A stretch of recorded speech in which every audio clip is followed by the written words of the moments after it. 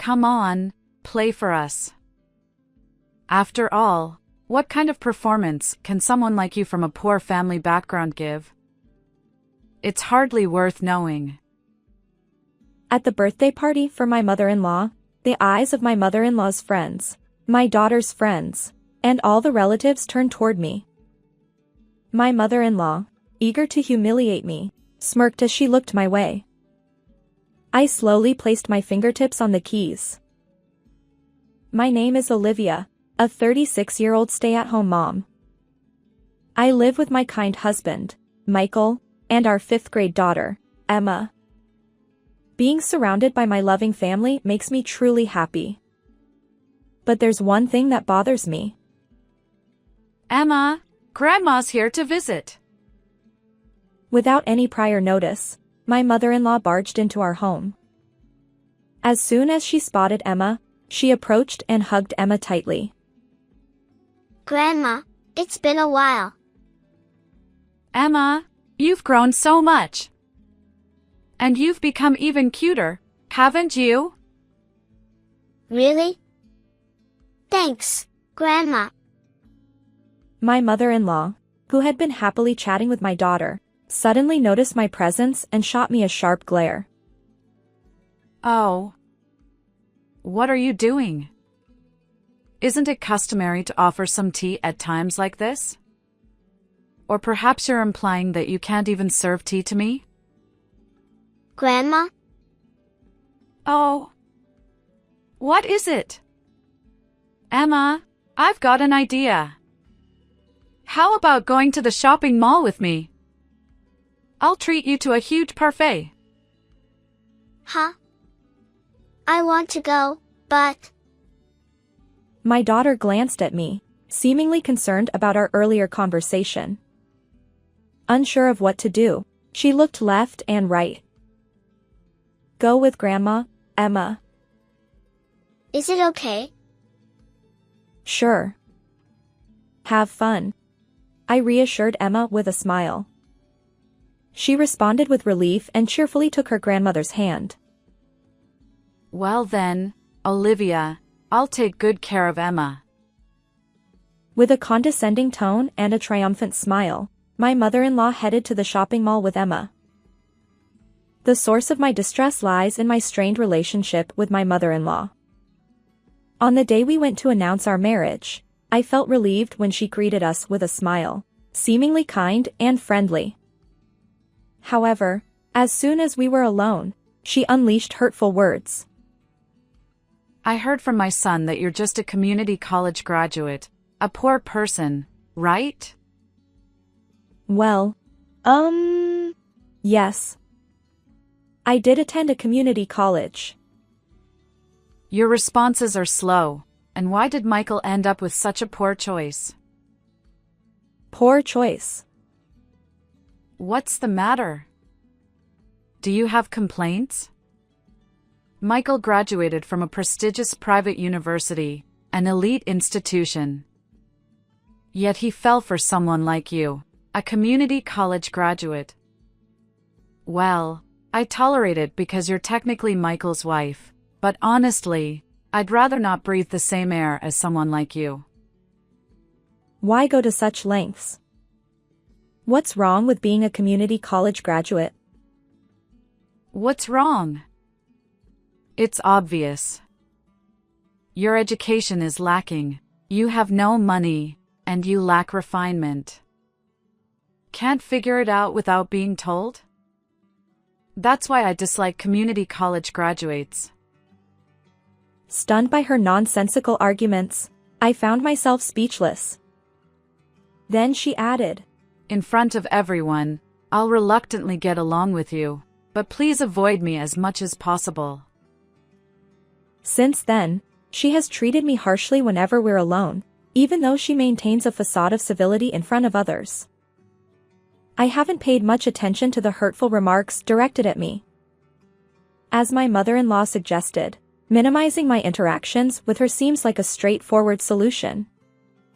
However, the real challenge lies in my daughter, Emma. My mother-in-law adores her granddaughter, and she visits our home frequently, sometimes as often as every 3 days. Lately, she's been pulling Emma away from me, taking her along on outings. For Emma's sake, I can't confront my mother-in-law directly. Mom, are you and Grandma not getting along? When Emma looks at me with concern and asks, my heart aches. It's not like that, sweetie. We're getting along just fine, I assure her. But Mom, Grandma says you're mistreating her. Emma persists. Even though I'm the one being mistreated. Swallowing the words that rise to my throat, I desperately fabricate a lie. Maybe it's because we had an argument the other day? No, Mom, that's not okay. You need to make up with Grandma. Yeah, you're right. We should reconcile. I reply, forcing a smile despite the pain. One day, my mother-in-law barged into our home as usual. Emma told me that you're teaching her piano. Is that true? Yes, I am teaching Emma how to play the piano. I replied. We have a magnificent grand piano that I inherited from my father. Despite its age, I've taken good care of it, and it's still a cherished treasure that I can play. I used to play my favorite tunes on my father's piano, and Emma often listened. Perhaps intrigued by what she heard, Emma approached me one day. Mom, I want to learn to play the piano too. Although I'm not an expert at teaching, Emma's earnest gaze touched my heart. So, I've been studying teaching methods while playing the piano together with her. These moments have become precious and fulfilling for me. As I smiled, lost in my thoughts, my mother-in-law glanced down disapprovingly and uttered in a low voice. Step aside. Excuse me? Step aside. She repeated. From now on, I'll be the one teaching Emma the piano. It's a pity for Emma to learn from someone like you, a poor person. Taken aback by her audacity, I struggled to find words. But my mother-in-law's anger intensified as she continued. Is there a problem? Are you dissatisfied? No, not really. Let me make it clear for someone as slow-witted as you. I'm more qualified to teach Emma the piano than you are. Qualified? Why do you think that? That's why people who grew up poor and only attended community college are both lacking in intuition and intelligence. Excuse me, but I don't understand. Why do you believe your qualifications make you more suitable than me to teach Emma piano? Because unlike you, a poor community college graduate, I graduated from an elite music school. Huh? Surely you've heard of J School. I couldn't help but catch my breath at my mother-in-law's words. My mother-in-law loved boasting about her academic background. I graduated from a proper 4-year school, unlike you. And not just any school, it's an elite one, mind you. As she proudly spoke, I replied, "Is that so?" But little did I know that she was referring to J School. J School is one of the top choices for aspiring musicians. Particularly renowned for its string instruments and piano programs, it's a place where high-level musical talent is nurtured. If my mother-in-law indeed graduated from the piano department there, she must have acquired considerable piano skills. Even someone as dim-witted as you can understand, right? There's a world of difference between you and me. Her audacity left me speechless. True, J School is an elite institution for music education, just as she claimed. Learning from someone with that background would undoubtedly be beneficial for my daughter. However, if I were to concede, it would mean sacrificing even more precious moments with Emma, time that's already slipping away due to my mother-in-law's constant presence. And now she wants to further separate Emma from me? That's one line I won't cross, no matter what. Even though you graduated from a prestigious music school, the time I spend teaching Emma the piano is truly irreplaceable. Isn't that just your selfishness? She interrupted me, and with an exaggerated sigh. Are you trying to make your child unhappy with your motherly whims? No, not at all. I stammered. Then what's your intention? Standing before you is a music elite, a J school graduate. Normally, someone as accomplished as me would charge for lessons, but out of my kindness, I'm offering to teach Emma for free. Yet you have the audacity to refuse because you want to teach her yourself. You, with your lackluster skills, dare to speak so arrogantly. Fine, then. I'll play in front of you. I'll prove that I have the expertise to teach Emma. Who would willingly listen to poor performances from someone like you, raised in a destitute household? Your playing would rot my ears. Well, how can I prove my abilities to you, then? You don't need to prove anything. As I said, just follow my instructions. I've already told Emma. What? I couldn't believe my ears.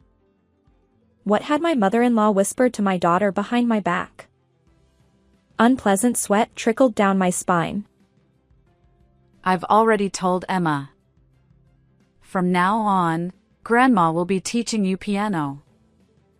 As a graduate of a famous music school, I'm more skilled at playing the piano than Mom is.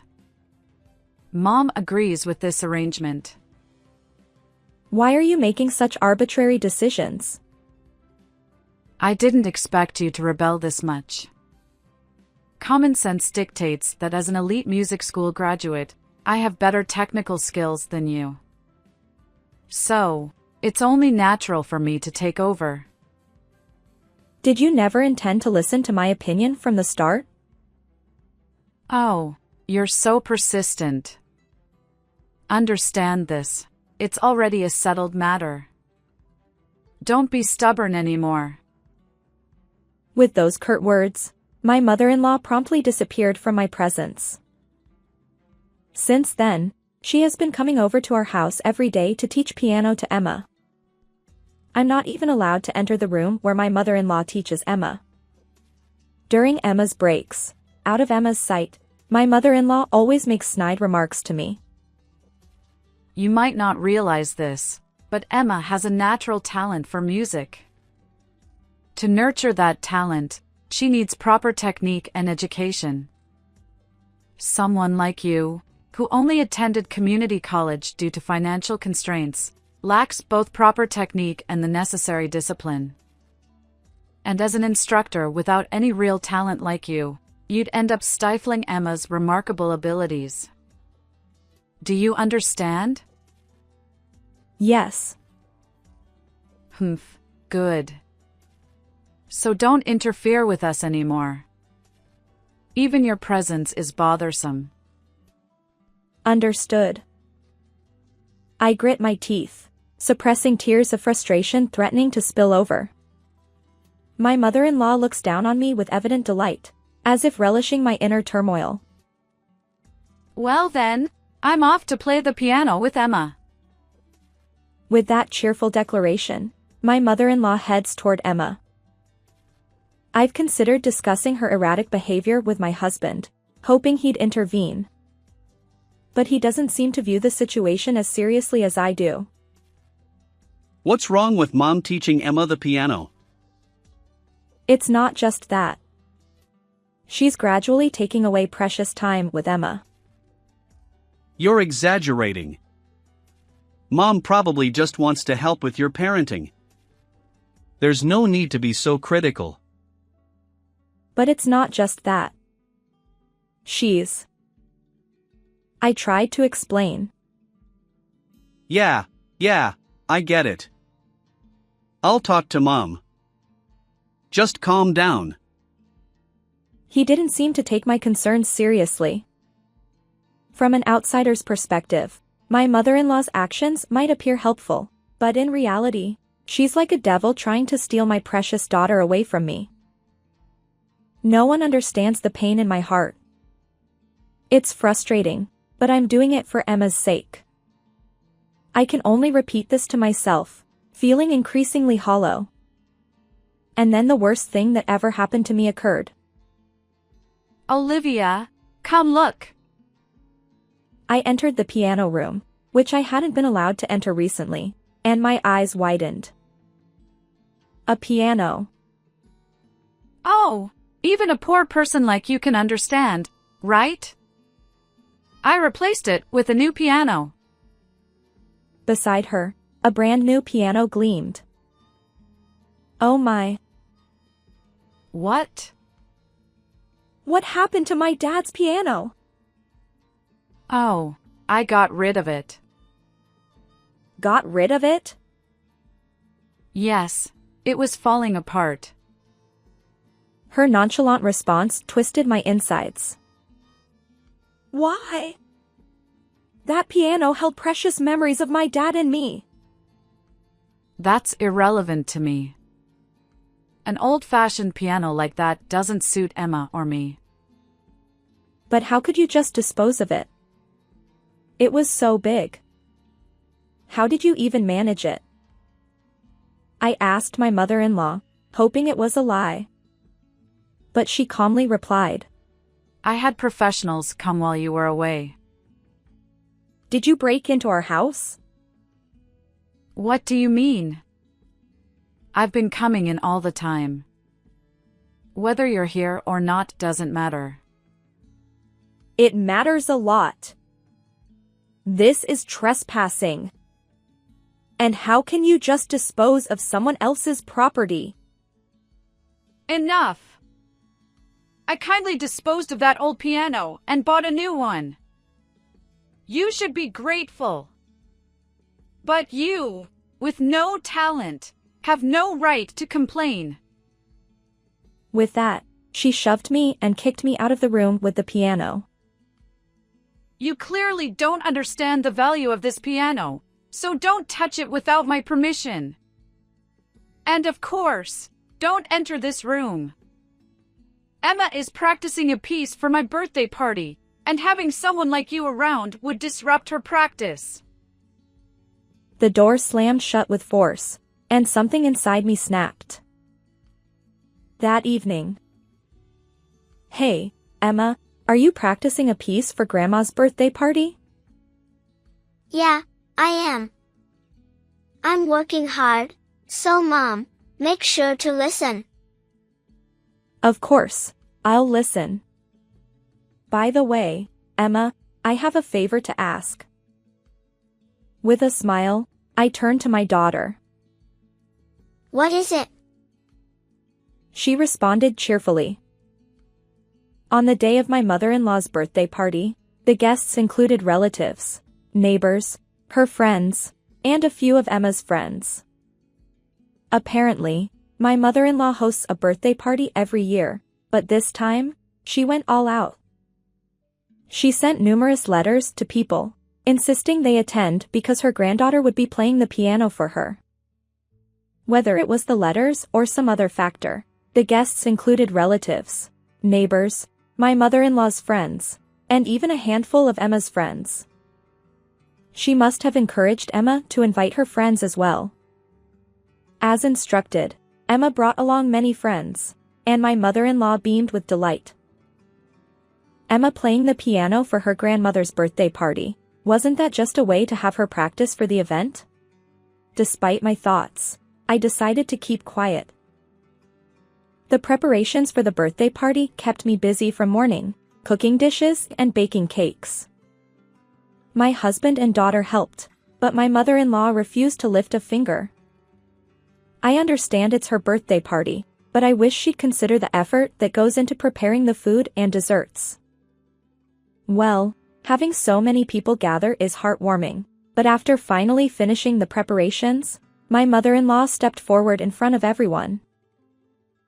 Thank you all for gathering to celebrate me, she said, striking a dramatic pose like the heroine on stage. Internally, I cringed a little, but her voice marked the beginning of the birthday party. We enjoyed our meal and chatted for a while, and then my daughter stood up, approaching my mother-in-law. Grandma, happy birthday. I have a present for you. Seated at the piano in the back of the room, my daughter's cheerful voice filled the air as she began playing Twinkle Twinkle Little Star. It was a cute tune, and I could see smiles on everyone's faces. However, her performance wasn't exactly polished. It was clear her skills had declined. Emma used to play better. As I thought this, her performance came to an end. Thank you.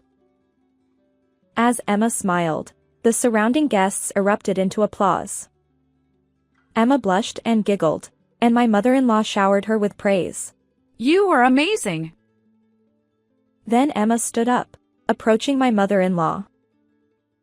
Thank you, Grandma. I have a request for you. Oh. What is it, Emma? I want to hear you play the piano. Huh? Not something simple, a challenging piece. Is that okay? My mother-in-law seemed puzzled by Emma's request. Her eyes darted around, and then she fixed a sly smile on me. Sure, I can play, but Olivia. Yes? You did promise to play a piece for me, didn't you? I had never made such a promise to my mother-in-law, but she looked at me as if I had. But I was sure that you would do that. Emma chimed in. Wow, it's been a while since I heard Mom play. Yes, indeed. Emma, your mom is about to give us an incredible performance. Wow, I'm looking forward to it. After Emma's smile, my mother-in-law walked purposefully toward me. Since it's my special birthday, I'll let you play this piano too. My mother-in-law pushed me forward and gestured for me to sit at the piano. As Emma's adorable performance filled the room, everyone's eyes turned to me, curious about what I would play next. As if someone like you, raised in poverty, could play anything impressive. She whispered this in my ear, her voice meant only for me. It was as if she wanted me to embarrass myself in front of Emma. Now, go ahead. Olivia, everyone is eager to hear what you'll play. Ignoring her condescending tone, I replied quietly. Understood. I placed my fingertips gently on the keys, took a deep breath, and then struck the piano with a firm touch before launching into the piece. Ha! My mother-in-law's voice was filled with bewilderment behind me. As I played, I maintained a deliberate pace, careful not to falter. The piece was Chopin's Etude Opus 10, number 1. It's a popular piece used in the opening of the anime, Forest of Piano, known for its high difficulty level for performers. Still, I loved this piece and had practiced it countless times. It was my forte. Of course, there would be no mistakes. I played flawlessly until the end, then stood before the stunned audience, smiling gracefully. Applause erupted, and I basked in the emotions of the moment. Oh, incredible! I forgot how exhilarating this feels. Lost in the sensation, I heard my mother-in-law mutter under her breath. Unbelievable! Are you okay? You seem unwell. It's nothing. She replied firmly, catching her off guard. Your piano skills are impressive. Where did you learn to play like that?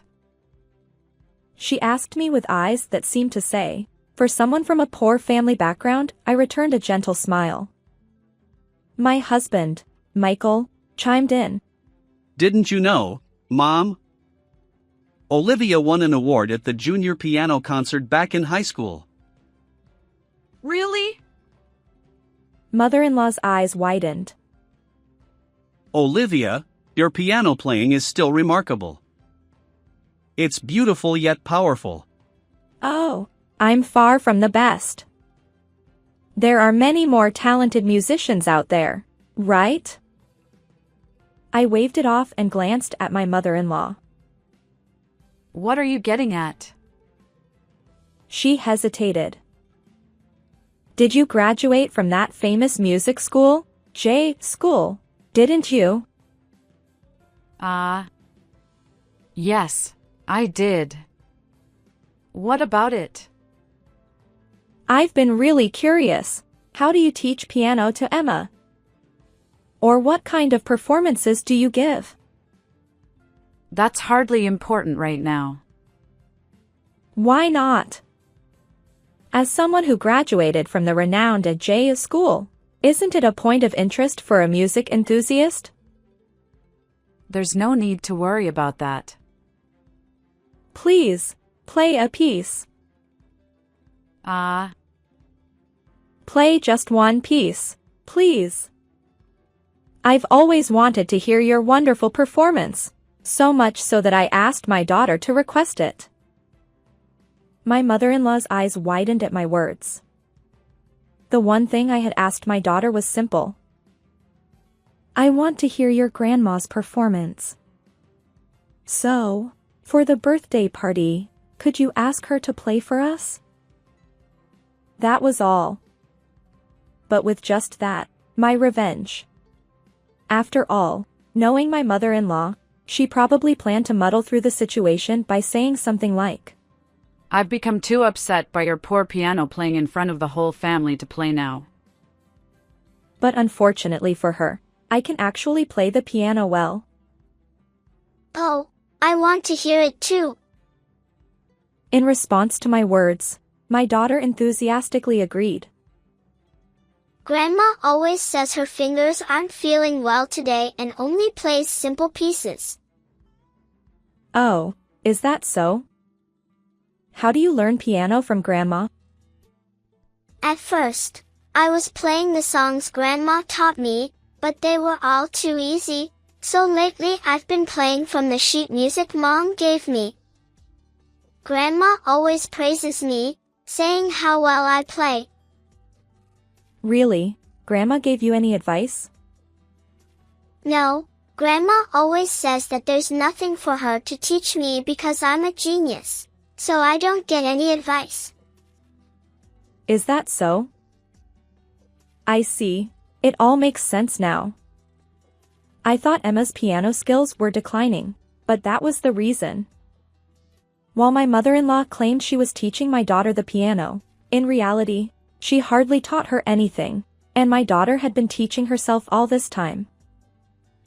I really want to hear Grandma play. Not the usual simple pieces, though. I want to hear something challenging, like what Mom plays. Grandma. Sounds exciting. Let's listen to Grandma's performance together. Yeah.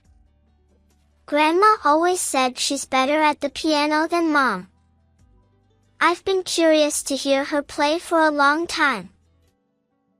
That's great. Today we'll finally get to hear Grandma's performance. I'm so happy. As my daughter smiled, my mother-in-law's face turned pale. What's wrong? Emma wants to hear your performance. Well, today I'm not feeling quite right. Then how about playing a simple nursery rhyme? Emma is eagerly waiting for your performance. Well, yes, but... As my mother-in-law's gaze wandered from side to side, she broke out in a cold sweat. What's wrong? Well, I don't think I can. What? I can't play. There's no way I can play after such a performance. Why not? You graduated from a J school, right? Playing something like I do should be a piece of cake for you. Yes, I did graduate from J school, but my major was conducting. Even as a conducting major, piano is part of the examination subjects. I chose an instrument other than piano. My hands are small, so my repertoire is limited. I can't play as smoothly as you do. As my mother-in-law's voice rises, people around us start to react. You can't play the piano? But didn't you boast about teaching your granddaughter? You said you were better than your daughter-in-law at playing the piano. What's going on? The eyes of those around us turn a lifeless color as they look at my mother-in-law. No, it's not like that. Everyone, I can play the piano. Hey, Grandma. My daughter widens her eyes even further and asks my mother-in-law a straightforward question. Grandma, can't you play the piano? Emma. Why did you lie about being able to play the piano when you can't? No, Emma, I didn't lie. It's true. Grandma, you're always kind to me, but you're strict with Mom. When I asked why, you said it's because Mom bullies you. Emma, what are you saying? Could it be that you're actually the one bullying Mom? Emma! As my daughter's words persist, my mother-in-law's voice grows more frantic. That's not true. It's not like that at all. Olivia and I get along well. Right, Olivia? Getting along well is out of the question. What are you saying, Olivia? Someone who would discard the piano, a precious heirloom from my dad, can't possibly be someone I get along with. My statement leaves my daughter puzzled. Huh? But Mom said it wasn't needed anymore, so Grandma said to discard it and buy a new one. It was something precious that I received from my dad. So even if I couldn't play it anymore, I would never throw it away. Really? Then why did you throw it away? Grandma, didn't you know it was Mom's cherished heirloom? My mother-in-law shook her head repeatedly. No, it's not like that. As our conversation unfolded, the guests began to murmur, sensing the tension in the room. My husband, realizing the situation, stood up and suggested. Let's wrap things up here for today. The atmosphere had soured. But my mother-in-law persisted. Wait, there's a reason behind this. There really is. What reason? It's just that. It's just. As my mother-in-law fumbled for words, I locked eyes with her and spoke firmly. Please don't let your stubbornness crush our daughter's talent. My words caused my mother-in-law to collapse to her knees. Since that day, my mother-in-law hasn't visited our home. She embarrassed herself at her own birthday party. Even someone like her wouldn't dare face us now. Rumors spread among relatives and neighbors, leaving her isolated. Still, she insists. I'm not at fault. I've been framed. That wicked daughter-in-law set me up. But no one pays her any attention. It's a fitting end for my mother-in-law, honestly. My daughter has been learning piano from me and has been improving rapidly. Mom, I want to play together with you. Playing a duet, huh? You need to get even better at the piano for that. Then I'll practice a lot and become better than you. You'll surpass me in no time. And you know what?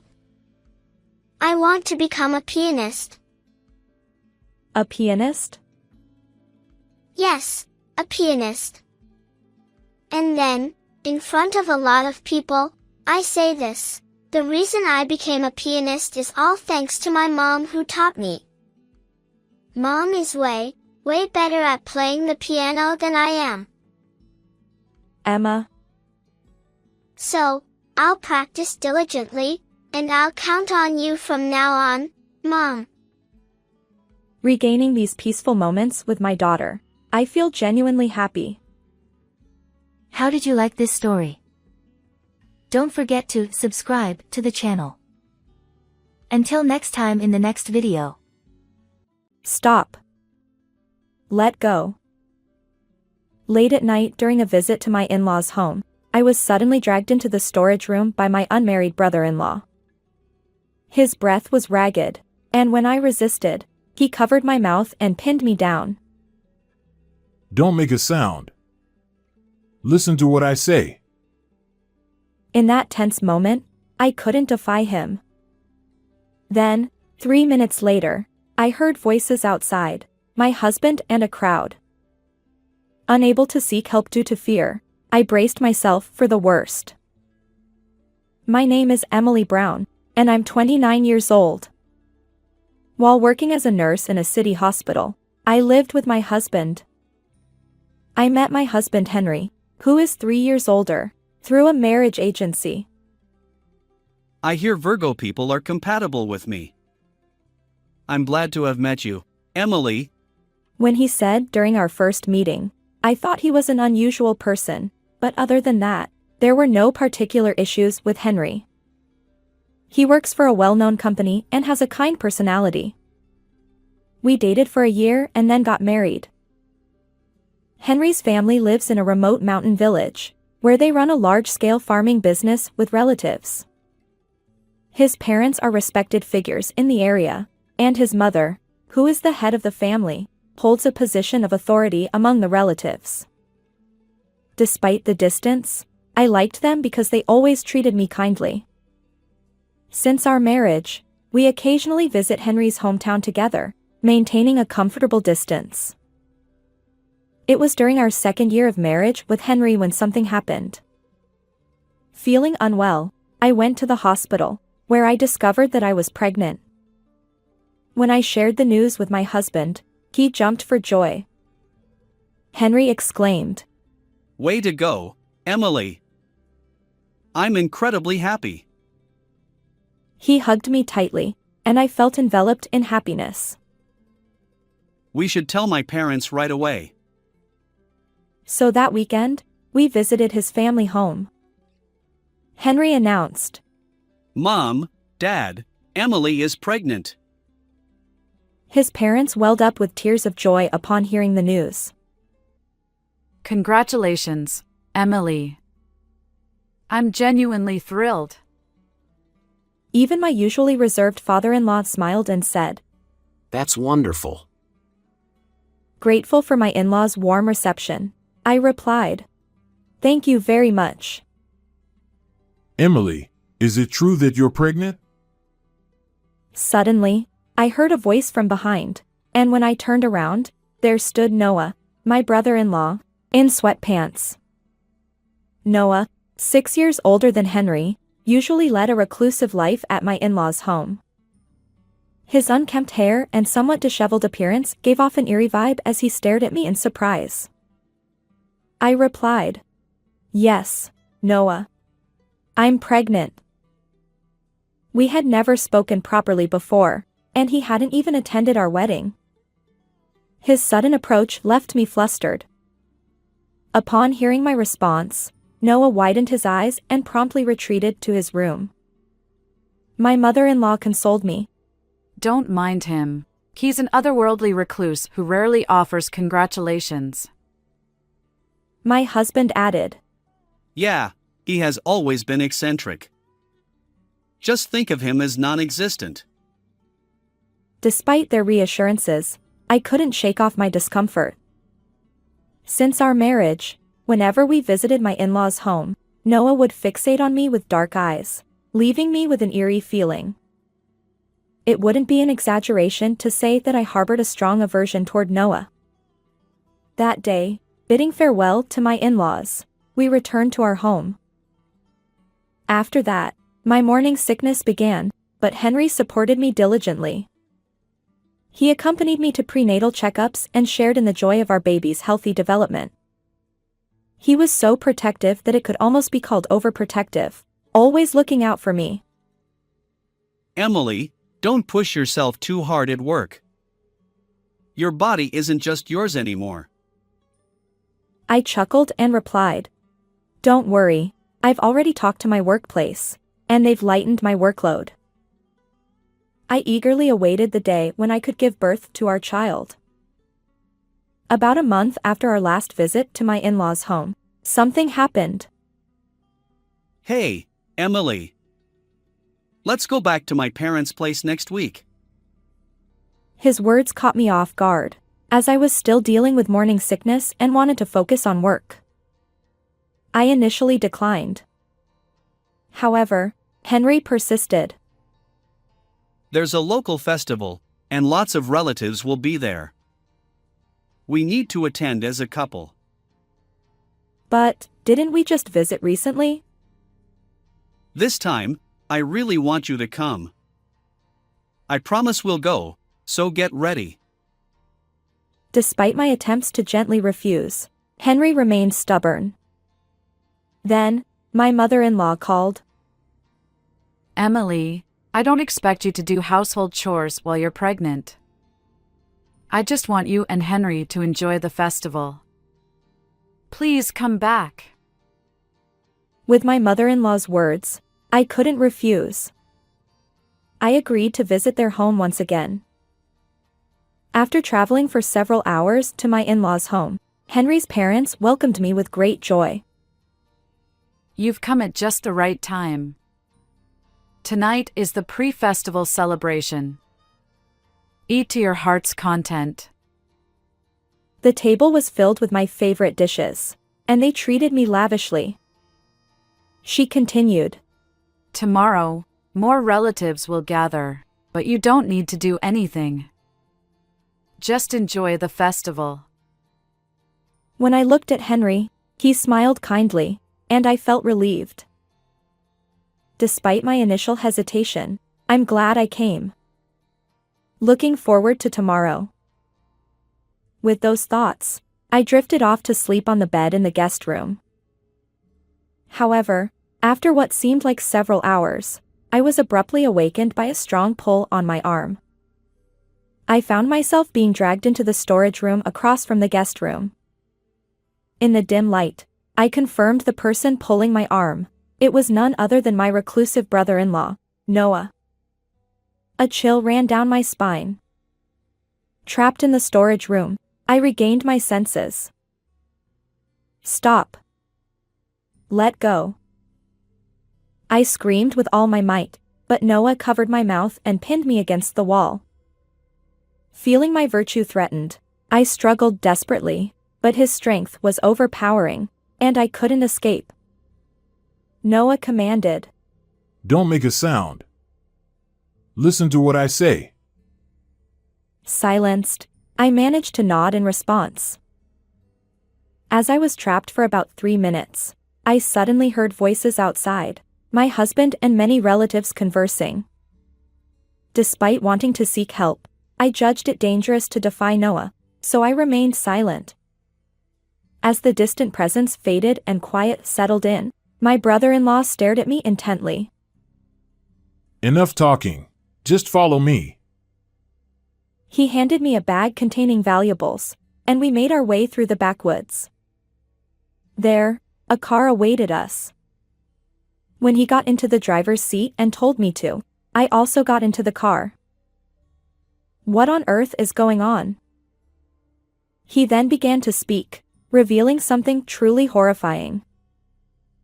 I can't believe it. Trembling with fear and anger, I listened. 3 days later, Noah led me back to the village, and I opened the front door of my in-laws' home. Emily. Where were you? I called multiple times, and you didn't answer. Disappearing like that. My husband, who had arrived at the entrance, suddenly shouted at me. Perhaps it wasn't surprising, considering I hadn't returned his calls that day. My in-laws looked shocked by Noah's presence next to me. Emily, you were with Noah for these 3 days? What's going on? As Noah and I entered the house, we faced them in the living room. Hey, why don't you say something instead of staying silent? What's going on here? Why are you with my brother? I took something out of my bag and placed it on the table. Henry, please divorce me. What? Both my husband and in-laws were wide-eyed as they looked at the signed divorce papers I handed over. Why the sudden divorce? I've been kind to you, a good husband, haven't I? I met Henry's gaze as he frowned. I know everything now. No need for pretense. What? Who's the sacrificial victim? Actually, when I was trapped by my brother-in-law in the storage room, I faintly overheard a conversation. It was my husband and other relatives saying, "The sacrificial victim is missing, find them." You did indeed refer to me as a sacrificial victim. Furthermore, didn't you order the relatives to find me, make me smell some substance, and then tie me up and bring me back, Mom? As I calmly recounted this, both my in-laws and Henry seemed taken aback. Huh? What are you talking about? Were you half asleep? Oh dear, Emily, you're saying such strange things. At that moment, I looked directly at them. I asked Noah about the wolf faith of the clan. As we fled in the car, my brother-in-law explained that nearby relatives and those living in the area worshipped something called the wolf. They held festivals to celebrate abundant harvests, offering harvested crops and more. However, during years of poor harvests, a different type of offering was made to pray for prosperity. When I asked, "What kind of offering during poor harvests?" he hesitated. A pregnant woman born under the Virgo sign. Sacrificing her is believed to bring prosperity. I was stunned by this unbelievable tale, but the strange behavior of my husband, in-laws, and relatives confirmed that Noah wasn't lying.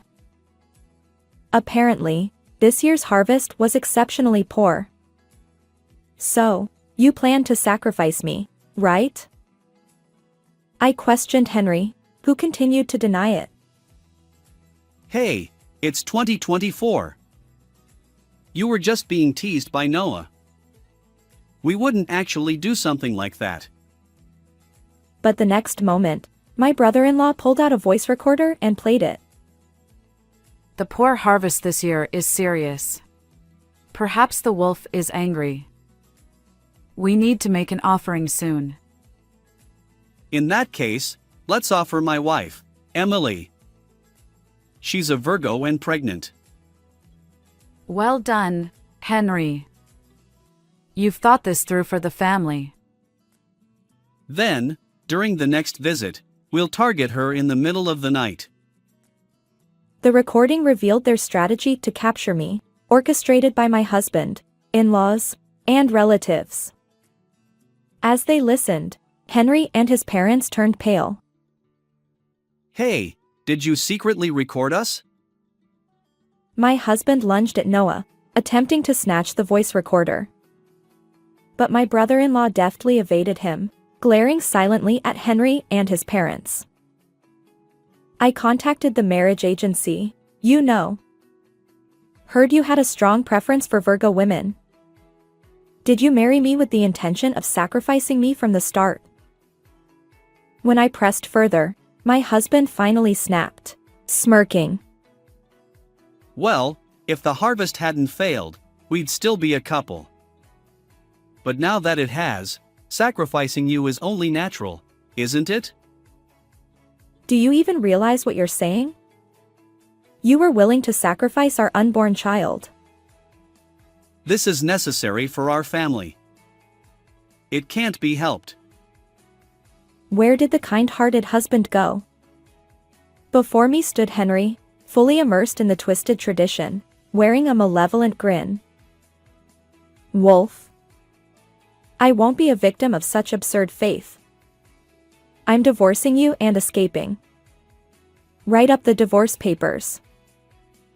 As I shouted, my mother-in-law raised her eyebrows. How dare you mock the wolf? You wretched wife. My father-in-law and husband stood up, gripping my arms from both sides. We haven't completed the ritual yet. Even now, we'll sacrifice you. Pinned down by them, my mother-in-law approached, holding a cloth soaked in some substance. However, in the next moment, Don't move. with that shout, a detective burst into the living room. My husband and in-laws froze in shock at the sudden police intrusion. Noah and I have been discussing everything at the major police station in town. Today, the detective is escorting me. There's an ongoing investigation in the neighborhood. Upon hearing my words, my mother-in-law widened her eyes and looked at Noah. You talked to the police. Yeah, I spilled everything. My fiancé was also sacrificed. But my brother-in-law's revelation wasn't just about the wolf faith. 10 years ago, during another year of poor harvest, his fiancée, a woman named Sophia, was sacrificed by the family. Noah had tried to save her. She was pregnant with his child, but he ended up locked away, not knowing where to turn. Losing his fiancée drove him to mental anguish, and he became a recluse. I regret not being able to save Sophia. That's why I pretended to be aloof all these years, watching over you to prevent another victim. Yes, from the beginning, my brother-in-law had been trying to protect me. On the day he learned about my pregnancy, he expressed genuine concern that I might become a sacrifice. And all his actions that day were aimed at helping me escape. Henry, you've been steeped in the wolf faith for years. When I found out she was a Virgo, it sent shivers down my spine. You're going too far. And what about Sophia? You were behind that too. Trying to sacrifice Emily, even her. None of you are human. You're monsters. As the police apprehended my in-laws and husband, they glared at Noah and me with hatred. Finally, your crimes are exposed. Let this wretched house fall. Facing them, my brother-in-law's eyes met theirs, and they shouted, "This is absurd." Suddenly, another officer hurried over and whispered something to the detective.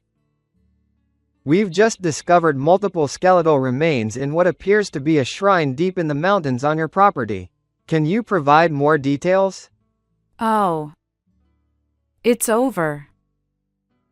My in-laws turned pale and slumped in defeat. Henry fixed me with bloodshot eyes.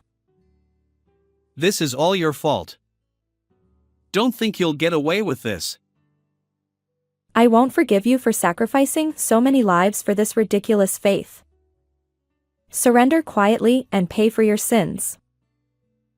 I directed my final words at him. Afterward, my in-laws and husband were led away, shouting.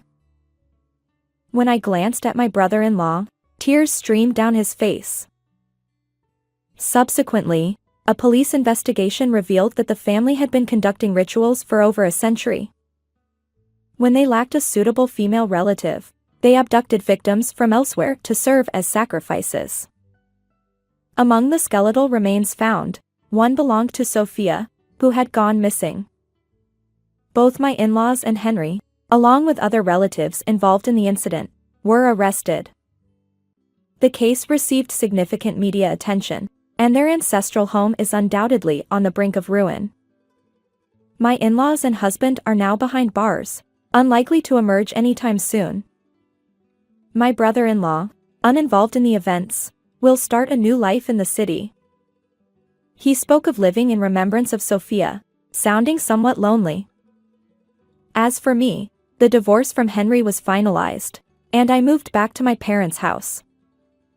My child was born safely, And with my parents' support, I navigate the challenges of motherhood. Moving forward, I intend to face life with strength and resilience. How did you find this story? Don't forget to subscribe to our channel. Until next time. Mom is still inside. In the midst of a sudden fire at my son's family home, my 7-year-old grandson's tearful cry shocked me. His mother had disappeared without a trace 2 years ago, leaving no contact with the family. Ultimately, there were no eyewitness accounts, and the truth remained shrouded in darkness. But didn't Mom leave? I was puzzled over my grandson's words. However, my surprise grew when the firefighters emerged from the flames, carrying something. At 60 years old, having lost my husband, I'd been living alone for the past 2 years. It might seem lonely, but I found contentment in my solitude. The reason? My son's family lived nearby.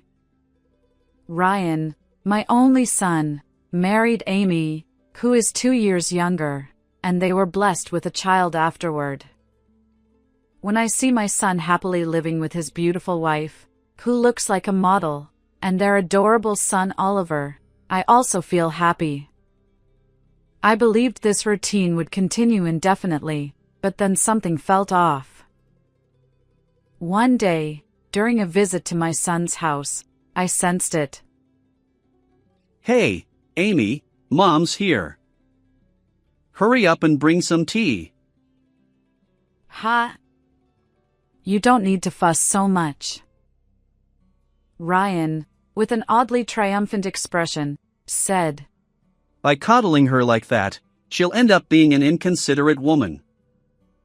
I'm the only one crazy enough to marry her, so I need to make her understand. His words left me frowning.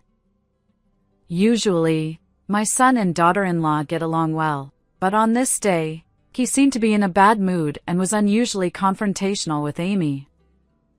Despite the hurtful words, she smiled and brought the tea, leaving me feeling uncomfortable. Hey, isn't that a bit harsh? I couldn't let it slide and turned to my son. Amy, always gentle, brushed it off, but his attitude bothered me. As Ryan's mother, I felt compelled to correct him. However, he retorted, What does it have to do with Mom? Forget it, I'm not feeling well. To my surprise, he sulked like a child and retreated to the bedroom. Even Oliver, my grandson, looked anxious in this tense atmosphere. Daddy, sometimes it's like this. It wasn't like this before. Has something happened recently? His sad voice tugged at my heart as I glanced at Amy. She smiled softly and replied, He's been stressed due to work. Please don't worry. Though I didn't press further, I assured her, if anything comes up, feel free to talk to me. Ultimately, I left my son's house without uncovering the cause of his ill temper. The unsettling atmosphere caught my attention, but I hesitated to meddle too much in my son's marital issues. However, a few weeks later, I found myself witnessing another peculiar scene. Hi, Amy, Oliver. Shopping together? I spotted them at the local supermarket by chance. When they turned to my greeting, their expressions seemed oddly subdued. You don't seem well. Is something wrong? Memories of my recent visit to my son's house flashed through my mind.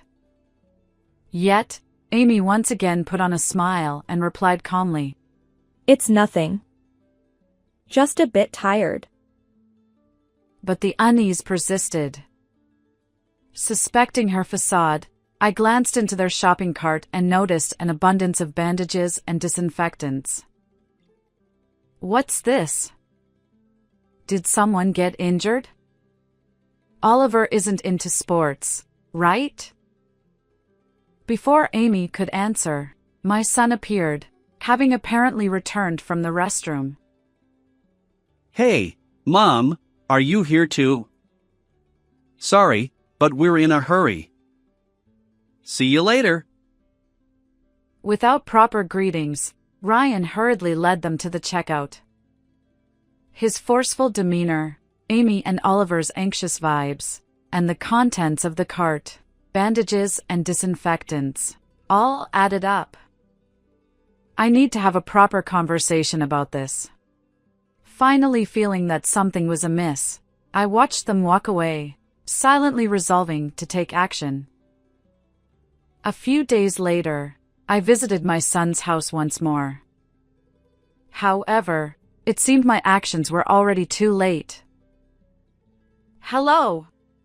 Wait, where's Amy? Actually, she left. No contact whatsoever. His regretful words left me speechless. Upon hearing the story, it turned out that right after that day at the supermarket, she vanished without a word. Her parents had passed away early, and there was no way to reach her. We've already consulted the police, but there are no eyewitness accounts. Ryan looked utterly defeated, and Oliver huddled in the corner of the room. I felt a sense of helplessness wash over me. While I had sensed something was off, I never imagined it would escalate to this. But wallowing in despair wouldn't help. I'll search for her too. Amy must be okay. Let's pray for her safety. Encouragingly, I decided to find her, hoping to restore my son and daughter-in-law's happiness. Despite my wishes, no useful information surfaced. The situation remained stagnant. Amidst all this, Ryan continued to work stoically, but Oliver seemed deeply affected, withdrawing into himself. It's no wonder, considering he lost his precious mother at such a young age. Where could she have gone, leaving behind such an adorable child? Despite my frustration, I kept a watchful eye on the remaining two. And then, 2 years after Amy's disappearance, a sudden turn of events shook everything. It happened one day while I was out shopping. As I stepped out of the supermarket, I noticed a commotion around me. People were murmuring unsettling phrases like "there's a fire." To confirm their words, a fire truck blared its siren as it sped down the adjacent road. And where it was headed, I felt that ominous premonition. Wait, isn't that the direction of Ryan's house? Since Ryan hadn't returned from work yet, the only one at home would be 7-year-old Oliver. Worried for my precious grandson, I dashed toward their house. I hoped it was all a misunderstanding, but unfortunately, my gut feelings were often accurate. Oh no. Oliver. The place where my son's house should have stood was engulfed in towering flames. Amidst the crowd, I pushed forward, desperate to reach the house. The situation was unclear, but there was a chance Oliver might still be inside. And then, Grandma. I turned at the familiar voice and saw my grandson being carried by a firefighter. It seemed the quick response had saved his life. Relieved to see Oliver safe, I was taken aback when he cried out toward the raging flames. Mom is still inside. His unexpected confession left my eyes wide, alternating between shock and disbelief. What are you saying? Mom left 2 years ago, didn't she? No, that's Dad's lie. Mom is still there. We have to help her. Confused, I held my grandson's hand. Despite the chaos, Oliver's distress seemed genuine. And soon enough, his words were proven true. Mom? Really? Upon hearing Oliver's words, the firefighters entered the house and emerged with Amy, blackened but alive. Beside me, who couldn't understand at all what was happening, my grandson wept inconsolably, and his words hit me like a punch to the gut. Dad is to blame for everything. The shocking truth that emerged afterward left me breathless. The next day, alone at home, I waited quietly for someone. Since then, the story I heard from Oliver was too cruel, something I could hardly accept. However, precisely because of that, with a strong determination in my heart, I took a certain action to verify the truth with my own eyes. And a few minutes later, the doorbell finally rang. Mom, where's Amy? Where's my wife? Ryan, sweaty and out of breath, stood before me as he barged into the house, frantically searching for his wife. Watching him, a mix of sadness and resolve, I called his name. I told you Amy was waiting based on an email, but that was a lie. I figured you'd come here. Huh? Why would you? Wait, where is she?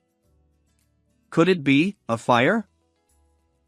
Ryan's face turned pale, and I gazed at him in silence.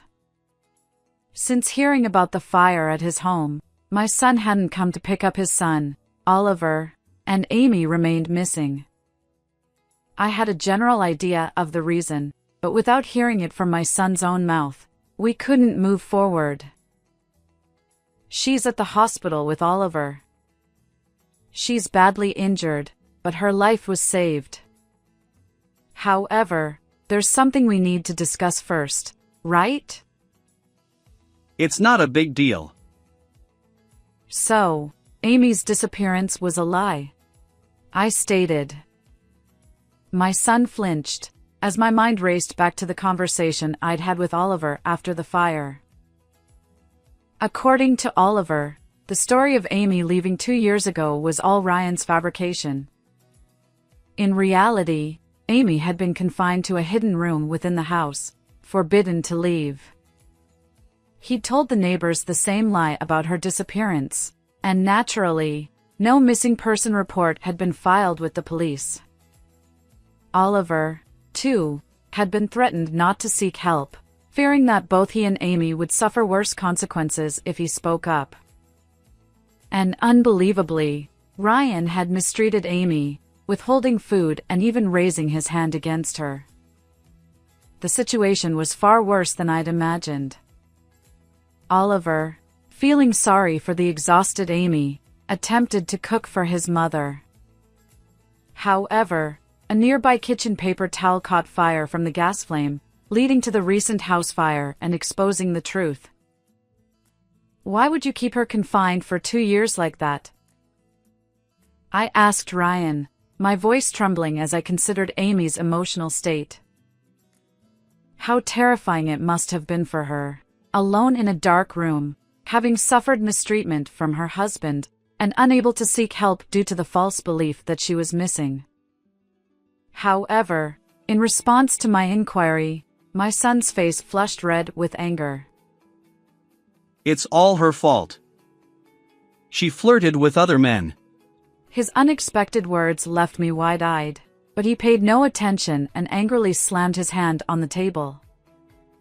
As I listened, it became clear that Ryan's jealousy had played a significant role in Amy's ordeal. For instance, even if Amy merely conversed with male colleagues at work or cashiers, Ryan couldn't tolerate it. He frequently resorted to violence, and the large quantities of bandages and disinfectants she purchased were likely for treating her injuries. So I had her quit her job, and I even made sure she went shopping with me. But still. Then, during a family outing, Amy's beauty inadvertently led to a pivotal event. As they walked through town, a man approached her, showing interest. Although Amy was blameless, Ryan erupted in anger. Like the first time I sensed something was wrong, he grew cold toward Amy and eventually confined her at home. She pleaded to be let out, but he continued the mistreatment, justifying it as discipline. Ryan's defense? I'm just protecting my wife. She's the one who flirts with other men. His strained voice echoed, leaving me speechless. While I understood the concern over Amy's attractiveness, it didn't excuse inhumane actions. Regardless of love's influence, the fault lay squarely with Ryan, not his wife. Facing my drastically changed son, I grappled with a mix of anger, sadness, and frustration. Taking a step closer. Even so, you won't see her again. Why not? She's alive, isn't she? She won't see you because I'm turning you over to the police. I've recorded this conversation. There's no escape, so prepare yourself. My words left Ryan wide-eyed. The fire department's diligent efforts had partially saved the house, including the room where Amy had been confined.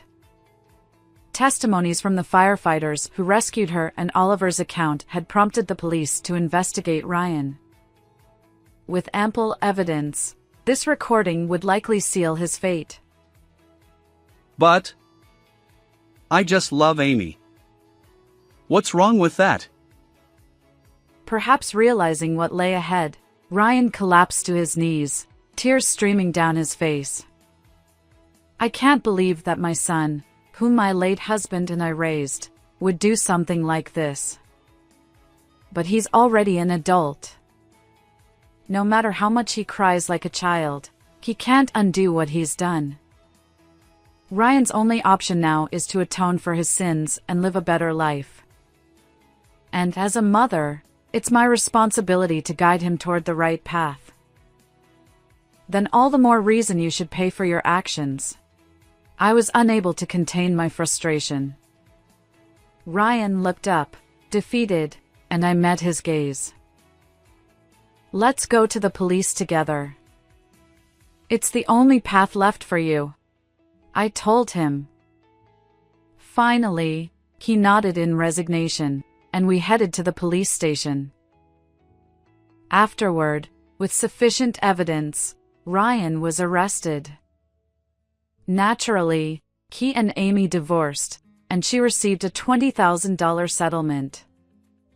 With a long sentence ahead and a restraining order preventing him from approaching his ex-wife and child, Ryan would never see them again. I cut ties with Ryan as well, and now, Amy, Oliver, and I have moved to a different town, starting a new life together. Amy, who had been visiting the hospital frequently, is now on the road to recovery. We hope for a peaceful life ahead, cherishing our newfound happiness as a family. How did you find this story? Don't forget to subscribe to our channel. See you in the next video.